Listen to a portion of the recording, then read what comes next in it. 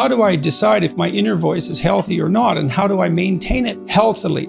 How can one tell if one's inner voice, judgment, or conscience is a healthy one and not a voice that is the result of an unhealthy mind due to past experiences? Now, that's a really interesting question. It's the question of conscience.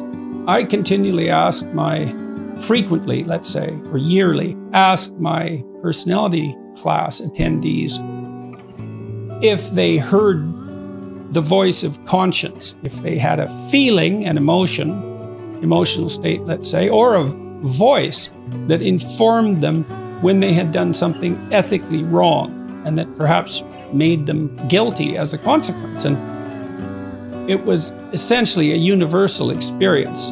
That's the voice of society within, I suppose. That's one way of thinking about it. The Freudians would think about that as the voice of the superego.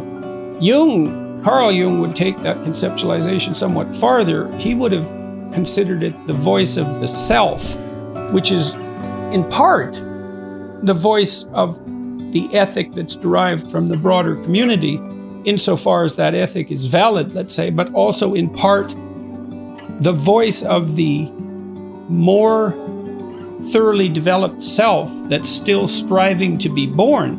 One thing you could say is that you experience violations of your conscience when you're not acting like the better person that you could possibly become. And so, to some degree, that's your higher self upbraiding you for failure to develop in the appropriate direction. And that seems to me to be a reasonable way of conceptualizing it. Now, the one question might be, how error-prone is your conscience, given that you're not omniscient? You have to attend to your guilt and your self-disgust and your self-contempt and your self-consciousness.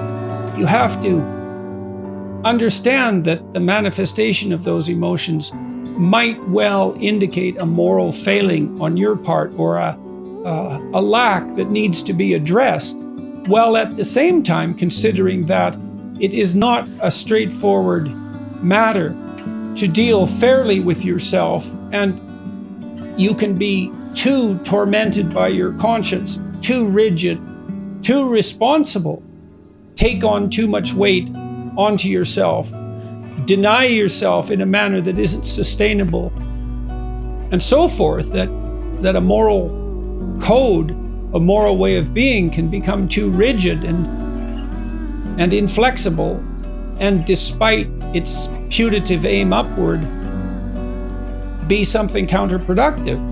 I think most of the way out of that, if there is one, is, well, careful thinking. You have to see what your conscience says. You have to see how you respond.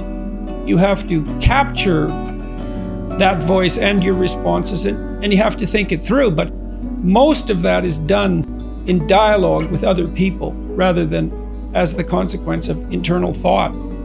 You know, if you have a dispute with your wife or your husband, your intimate partner, sibling, your parents, anybody close to you, and it's useful for each of you in the dispute to ask yourself and the other person very seriously if you're at fault or if they're at fault, and for both of you to be able to contemplate that you might be at fault and so might the other person, and that it's in your best interest to sort out exactly who's made the error and where, and maybe it's both of you and maybe at different levels of analysis. I think the same might be said about your reaction to your conscience.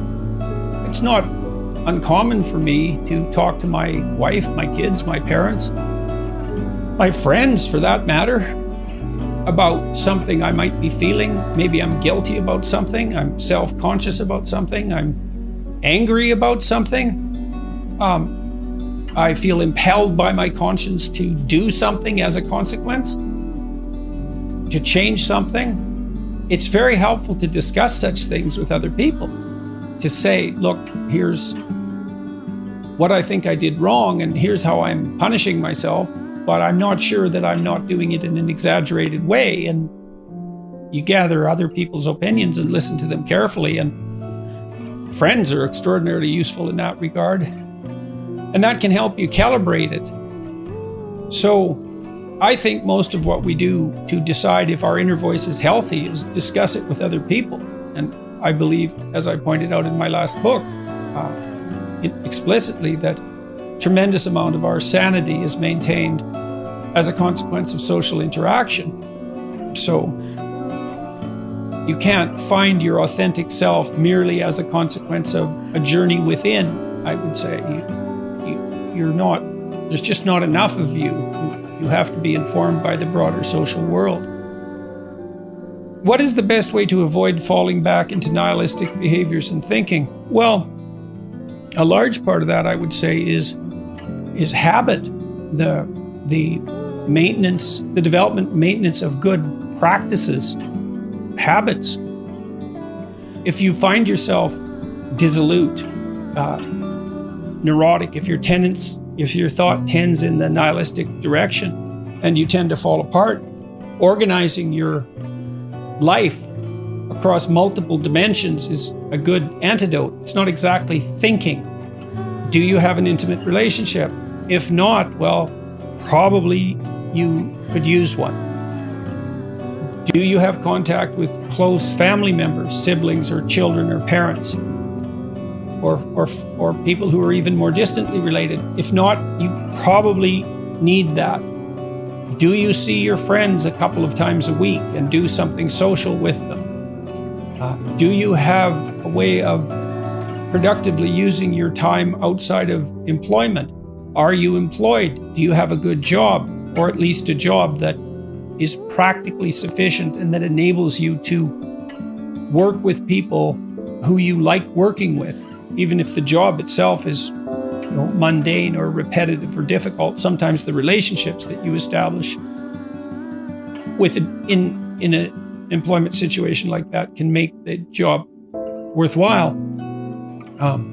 Have you regulated your response to temptations, pornography, alcohol abuse, drug abuse? Is that under control?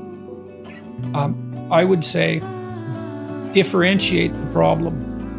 There's multiple dimensions of attainment, ambition, pleasure, responsibility, all of that make up a life. And to the degree that it's possible, you want to optimize your functioning on as many of those dimensions as possible. Those are all the questions that I would decompose the problem into. The best way to avoid falling back into nihilistic behaviors and thinking.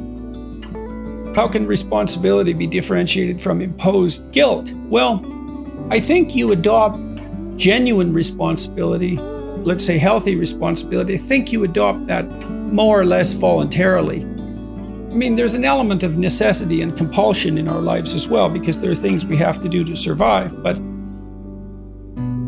if you've explicitly formulated a set of goals and you're pursuing them, then you've adopted the responsibility to act in a certain manner to make those goals realize themselves. That's responsibility that you've adopted rather than responsibility that's been imposed on you, assuming that you've thought through the goals and you find your spirit in harmony with those goals.